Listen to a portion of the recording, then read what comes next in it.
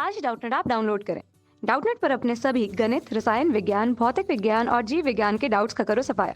बस प्रश्न की फोटो खींचो, एक ही प्रश्न को क्रॉप करो और तुरंत वीडियो सोल्यूशन पाओ। अभी डाउनलोड करें। प्रश्न है कि यदि किसी स्प्रिंग से लटकाए गए पिंड का आवर्तकाल t हो तो इसी स्प्रिंग को दो बराबर भागों में काटकर तथा एक भाग से उसी पिंड को लटकाने पर तथा दोनों भागों को समांतर रखकर उसी पिंड के लटकाने पर नया आवर्तकाल क्या क्या होंगे। तो आइए हल करते हैं इस प्रश्न को। सबसे पहले हमें दिया है कि एक स्प्रिंग से लटकाए गए पिंड का आवर्तकाल t है, यानी कि एक स्प्रिंग से एक पिंड को लटकाया गया है तो इसको लटका दिया है और इसका आवर्तकाल t है। आवर्तकाल t है जो कि 2π/ओमेगा होता है और ओमेगा इस दर होता है k/m, जहाँ k कमानी स्थिरांक है तथा m इस पिंड का द्रव्यमान है।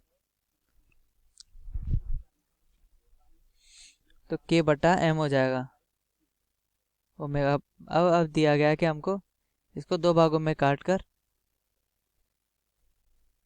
उसी एक भाग से उसी पिंड को लटकाने पर, तो उसी भाग से इस पिंड को हमने लटका दिया है और अब ज्ञात करना है हमें आवर्तकाल। तो चूंकि यदि हमने छोटे भाग से इस पिंड को लटका दिया तो इसका हम कमानी स्थिरांक मान लेंगे। माना कमानी स्थिरांक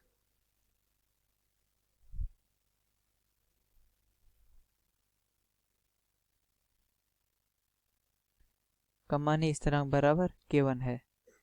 तो इस स्थिति में mg और ऊपर k1x लगेगा तथा इस स्थिति में mg बराबर इधर ऊपर kx लगेगा। तो इस स्थिति में जो हमारे पास कमानी स्थिरांक होगा वह 2k, यानी कि इसकी कमानी स्थिरांक के दुगने के बराबर हो जाएगा। वो इसलिए क्योंकि अगर हम इसको k1 के दो समानिक स्थिरांकों के रूप में लिखूं इसी को, तो मैं इधर देखता हूँ कि इधर mg लगेगा, इधर kx लगेगा, फिर इधर kx लगेगा और इधर kx लगेगा। तो इस हिसाब से यह दो, यदि कभी भी किसी भी स्प्रिंग को दो भागों में काटा जाए तो हमेशा उसका जो कमानी स्थिरांक होता है वो पहले वाले का डबल हो जाता है। तो इस प्रकार जो आवृत्ति आती है वह आती है 2k/m, यानी कि आवर्तकाल आ जाएगा 2π√m/2k। अब दूसरे भाग यानी कि इसको समांतर लटकाया गया है।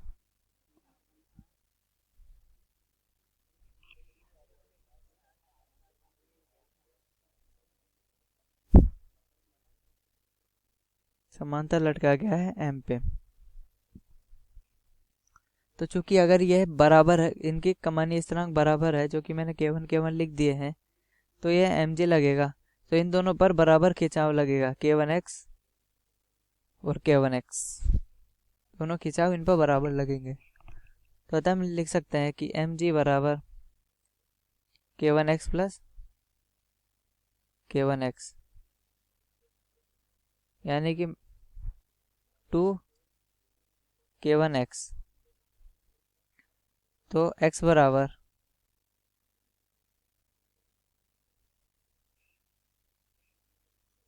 तो यहाँ हम देख सकते हैं कि यदि हम mg बराबर kx से तुलना करें k2x, तो k2 बराबर 2k1 इधर से प्राप्त होता है, जिससे कि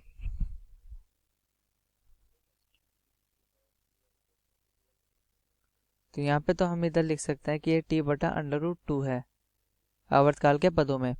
अब इधर देखते हैं कि क्या होता है। तो इधर k2 का मान अगर k इससे तुलना करें तो हम k2 बराबर 2k1 इधर पाते हैं।